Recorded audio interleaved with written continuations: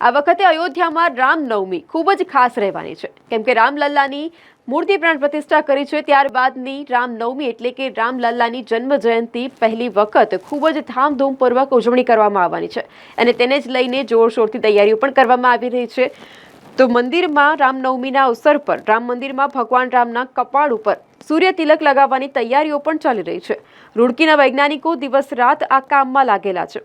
500 વર્ષની લાંબી પ્રતીક્ષા બાદ ભગવાન રામ ગર્ભગૃહમાં વિરાજમાન છે ને ત્યારે નવમીના દિવસે સૂર્યના કિરણો રામલલ્લાના મગજ પર પડે છે।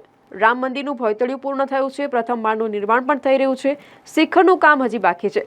ત્યારે શ્રી રામ જન્મભૂમિ તીર્થ ક્ષેત્ર ટ્રસ્ટનું કહેવામાં આવે છે કે જ્યારે મંદિરનું નિર્માણ પૂર્ણ થઈ જશે અને શિખરનું નિર્માણ થશે ત્યારે શિખર ઉપર ઉપકરણ લગાવી અને દરેક રામનવમી ઉપર ભગવાન રામનું સૂર્ય તિલક લગાવવામાં આવશે।